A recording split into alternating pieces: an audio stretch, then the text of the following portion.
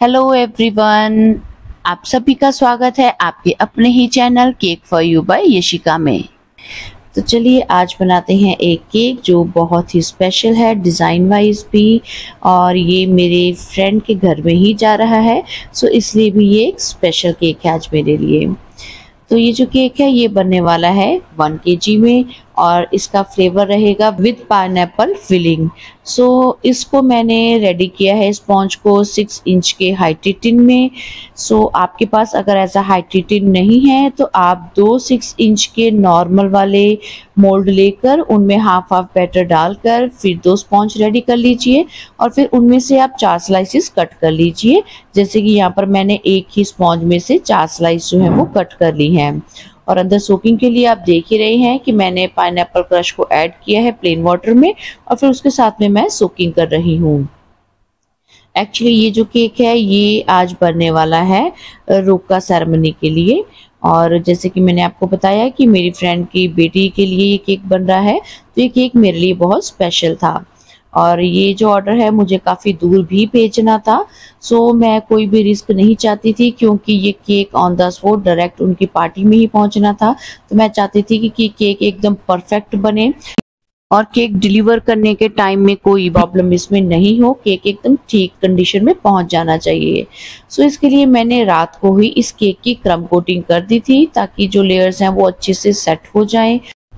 Sponge ready करने के लिए मैंने 300 ग्राम प्रीमिक्स लिया है, और इस केक के लिए मैंने क्रीम भी 300 ml ही व्हिप की है। और जो बीच में मुझे फिलिंग ऐड करनी थी वो मैंने 200 ग्राम ली है फिलिंग। ये रेडीमेड फिलिंग है मालास की, आप चाहें तो इस फिलिंग को घर में भी तैयार कर सकते हैं। और अब यहाँ पर देखिए जो मेरी 3rd लेयर है स्पॉन्ज की वो मैंने रख दी है। यहाँ पर मुझे टोटल 3 लेयर्स में ये फिलिंग करनी है, और जो हमारी लास्ट लेयर है 4th लेयर वो इस केक के टॉप पार्ट पर रखेंगे हम। सो अच्छे से सोकिंग करने की ज़रूरत है आपको, अगर आप रात को असेंबल कर रहे हैं इस केक को।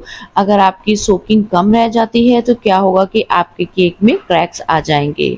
सो अच्छे से सोकिंग कीजिए, अगर आप मेरी तरह ही रात को ही क्रम कोट करके केक को फ्रिज में रखने वाले हैं। सो इसका जो डिज़ाइन था उसके रिलेटेड पिक मेरी फ्रेंड ने मुझे भेज दी थी, बस मुझे उसके जैसा ही केक बनाना था।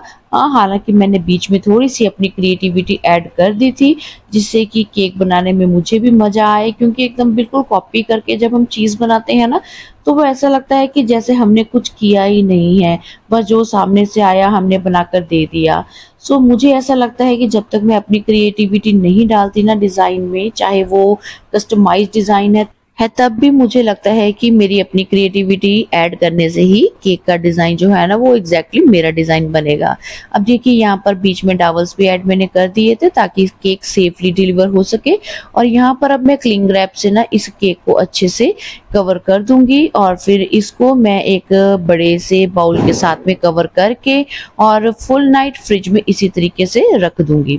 अब देखिए रात को ही मैंने यहाँ पर ना कुछ चॉकलेट की मोल्ड्स भी बनाई हैं, जो कि डिज़ाइन के अकॉर्डिंग मुझे बनानी थी। सो इसके लिए मैंने बहुत ही कम, आई थिंक 50 ग्राम मैंने चॉकलेट को, वाइट चॉकलेट को मेल्ट कर लिया था, और यहाँ पर थोड़ी थोड़ी चॉकलेट को बेकिंग पेपर के ऊपर डालकर, और ये एक टूथपिक लिया है मैंने, उसके साथ में ना बस इस तरीके से मैंने इस चॉकलेट को स्प्रेड कर दिया है, जैसे कि इसकी जो लुक है ना वो एक फैदर वाली, विंग्स वाली लुक में आ जाएगी।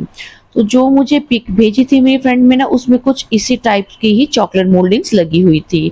सो मुझे लगा कि यही एक बेस्ट वे है सेम लुक में ये चॉकलेट मोल्डिंग्स बनाने के लिए। तो इस तरीके से मैंने यहाँ पर 5 चॉकलेट के ये पीस बना लिए थे, और फिर लास्ट में इनमें मैंने ना स्क्वायर भी ऐड कर दिए थे। आप मतलब बड़े या छोटे साइज के टूथपिक बीच में डाल दीजिए, और फिर उसके ऊपर दोबारा से फिर से थोड़ी सी चॉकलेट ऊपर डालकर, तो इस तरीके से जो आपकी स्टिक है वो बीच में अच्छे से इंसर्ट हो जाएगी। और फिर इनको मैंने फ्रिज में रख दिया था थोड़ी देर के लिए, और जब ये सेट हो जाएंगे अच्छे से तो ये अपने आप ही आपके बेकिंग पेपर को ना छोड़ देंगी, ये आपकी मोल्डिंग्स जो चॉकलेट की हैं।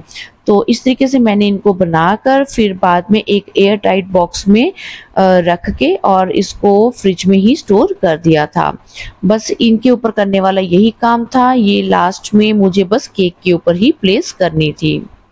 सो इसके बाद में मुझे एक और टॉपर बनाना था, जो कि बात पक्की का टॉपर बनाना था। ये मुझे रॉ मटेरियल शॉप पर नहीं मिला, तो मैंने अपने फ्रेंड को बोला कि मैं इसे फॉन्डेंट से ही बना दूंगी। तो इसके लिए मैंने 4 पीस हार्ट शेप में फॉन्डेंट के कट किए, उनके ऊपर एम्बोजर यूज किया, फिर फॉन्डेंट के साथ में ही अल्फाबेट और छोटे फ्लावर्स कट करके इसको इस तरीके से डेकोरेट कर दिया था। तो अब चलते हैं नेक्स्ट डे केक की फाइनलाइजिंग की ओर। तो देखिए हमारा जो केक है फ्रिज से मैंने अभी निकाल लिया है। ओवरनाइट इसको फ्रिज में मैंने छोड़ा था और फिर इस तरीके से मैंने ऊपर से क्लिंग रैप हटा दिए हैं। आपकी क्रीम को कोई भी इसमें प्रॉब्लम नहीं होती है। देखिए ना तो केक में कहीं क्रैक्स आए हैं, ना ही हमारी क्रीम जो है वो क्लिंग रैप के साथ लग के उतरती है। तो अब यहाँ पर ना मैंने पैलेट नाइफ को पानी से थोड़ा सा गीला कर लिया है और फिर इसको मैं एक बार ना केक के ऊपर अच्छे से चलाऊंगी। इससे क्या होता है कि अगर थोड़ी बहुत आपके केक में ड्राइनेस आई भी होती है ना, तो जब हल्का सा पानी का टच ऊपर हो जाता है तो फिर क्रीम जो है वो स्मूथ हो जाती है।